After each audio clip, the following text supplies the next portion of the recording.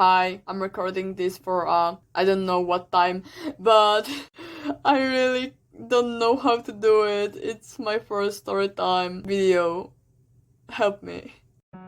I really didn't want to start my storytime content with this topic, but lately it seems very close to me and I feel like I should talk about it. I've become very interested in watching content dedicated to non-binary and transgender people. The way each of them talks about their journey to self-discovery and their experiences. I just love it.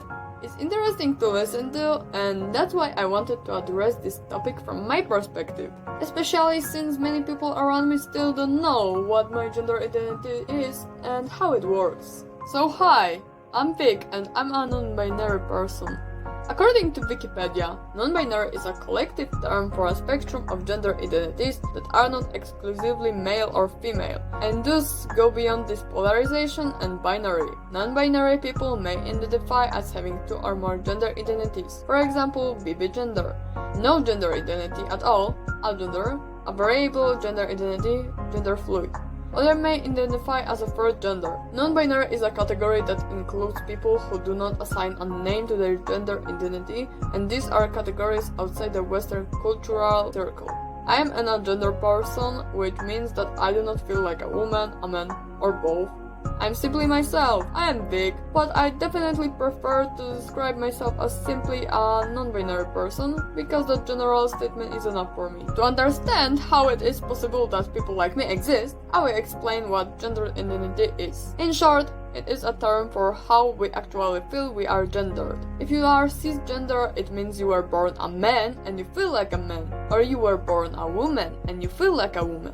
Trans people are people whose gender identity does not match the sex they were born with. Therefore, non-binary people also fall under the umbrella of the term trans, but I don't want to complicate it further, so I'll just mention it. Non-binary people say, hey, I was born in this body, but I'm not 100% woman or man. People unfamiliar with the LGBTQ community find it difficult to understand how this is even possible, but believe me, I don't know either. I just know that I don't fit in here or there. I don't even try to make it different, because that would be contrary to who I am.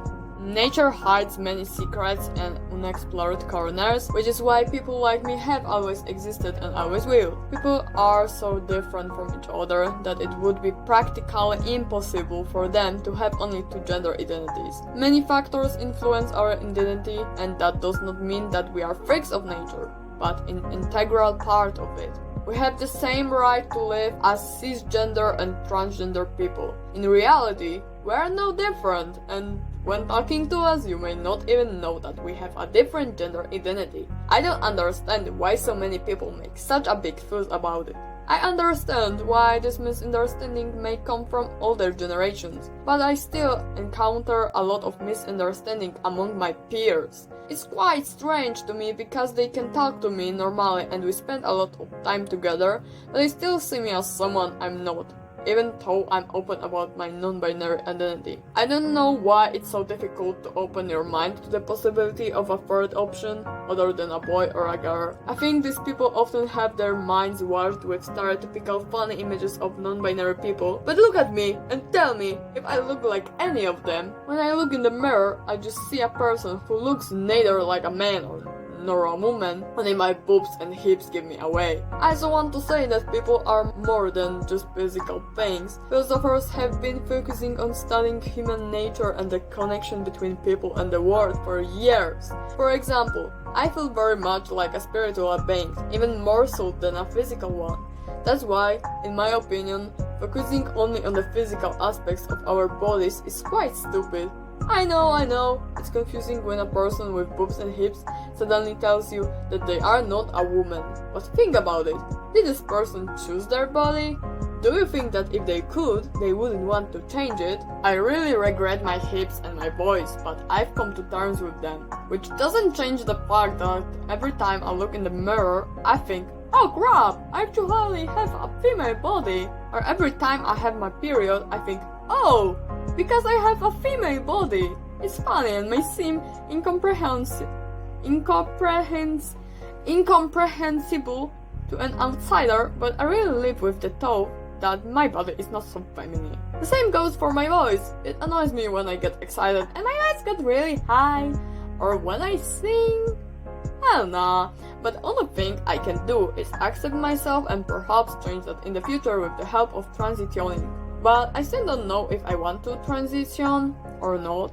Actually, it's worth mentioning that not every non-binary person will want to transition. Many of us accept ourselves as they are and aren't bothered by their bodies. Some, however, may experience such strong gender dysphoria that transitioning seems mandatory. These are individual cases. My answer regarding transitioning is, I would like to, but I also wouldn't. That's because I believe I was born with already masculine facial features, a slightly deeper voice, and masculine legs.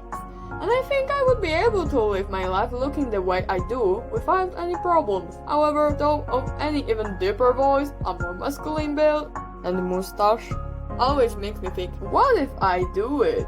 And now many of you are thinking, heck, maybe you're a man after all if you want such things. But nothing could be further from the truth. I think it might stem from the fact that I was born in a female body, that I'm more attracted to things related to masculinity. You know, I don't want to be misgender anymore, that is, treated as a woman even though I don't feel like one. If I looked masculine, I might not be mistaken as easily. And that's true too, but I've always been much more drawn to masculine things than my peers. The problem, however, was that it was never 100%. That prevented me from being considered one of the boys, and I think this is the best time to move on to my story.